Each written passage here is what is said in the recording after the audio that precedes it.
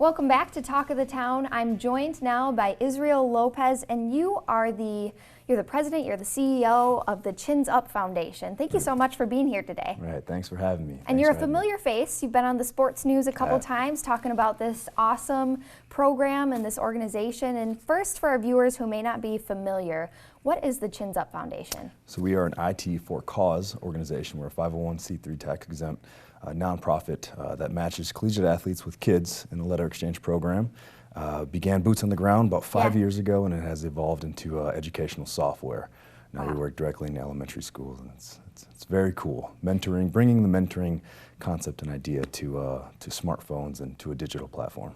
Now, I'm sure people are thinking educational software. You know, what exactly does that entail? And so tell us a little bit about how that software works. Okay, so each kid and each mentor has their own profile. The kids working in a classroom setting, they log in and their interface, their profile looks like a cooler version of a Word document. Awesome. So they're able to type up their letters, and we give them guided discussion points. And they type up their letters, and then they send the letter or submit it. The letter's intercepted to be read and reviewed to ensure safety, to ensure that no personally identifiable information is shared. Some stuff can be redacted, and then it's forwarded on to the recipient, and vice versa. So like I said, it's a very new age pen pal program. I love it. And I think we all can remember, you know, growing up in school and you had a pen pal who was maybe in a different country or at a different school, and that was so exciting. So what a cool way to kind of, you know, advance that, like you said, a new age of pen pals. So that's very cool. And I wanted to talk about, too, what needs or problems is the exchange software really solving for athletes, the collegiate athletes, and also for the kids who are also involved in the program. Right. On the athlete side of things, so I played college football, and I was always trying to give back, always trying to get out in the community.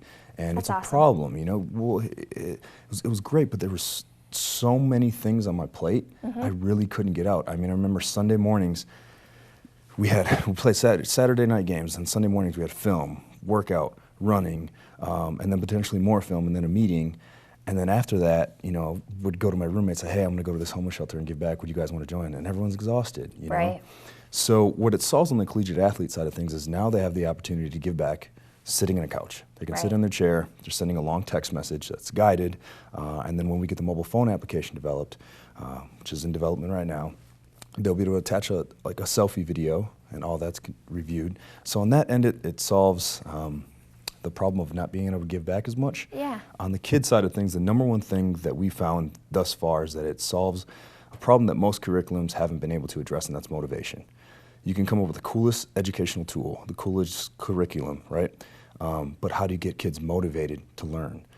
With our program, they're motivated to share their letters every week. They're motivated to sit down. They're excited. And the fact that they're actually learning how to write an effective letter and communicate effectively via email, it's like secondary to them because they're having so much fun.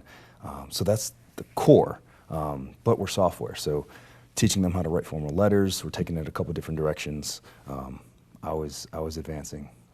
And kind of going off of that, I know you mentioned one development. What are some of the developments with the software coming up here? Right. The biggest thing we're doing right now is we're white labeling the software, which means that we are essentially removing the branding from our software. So our business model is we license the software to existing organizations or to athletic departments, collegiate athletic departments or universities. And what it looks like is, let's say you're a university. I'm going to license our software to you. What it's going to be, we'll call it the Talk of the Town connection. There we go. I like that. so mentors involved in your program or athletes would involve the Talk of the Town connection.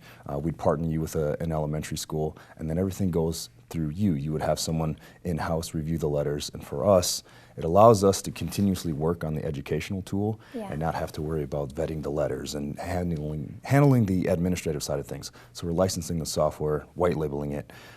There's a bunch of developments we're doing right now. We work with BendyWorks, who are some of the best software developers in the country. Very, very talented, intellectual. They're just amazing, and they have huge hearts, which is important. But we're developing a mobile phone app, which I mentioned earlier.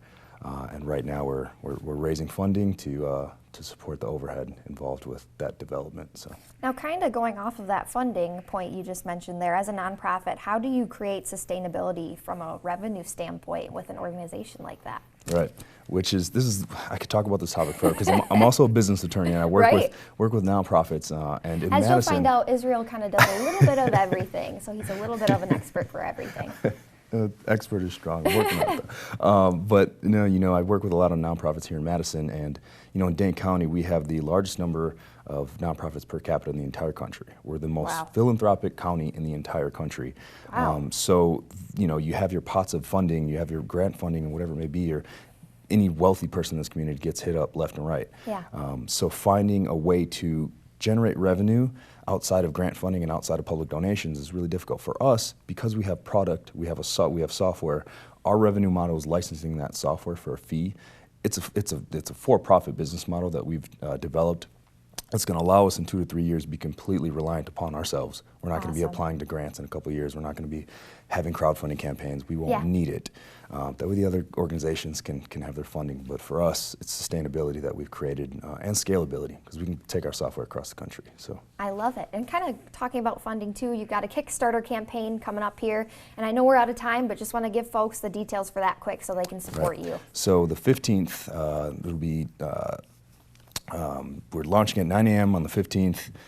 Find us on Facebook, Chins Up Foundation. You'll be able to see everything we're doing. We need this thing to go viral. It'll really help in helping us with the overhead involved with developing a mobile phone app. So your opportunity to participate in something really, really cool, I hope, at least share it. Get Yeah. on there, like it, and share it. So Awesome. Israel Lopez, thank you so much for being here today. thank you, I appreciate it. And Talk of the Town will be back with more right after this.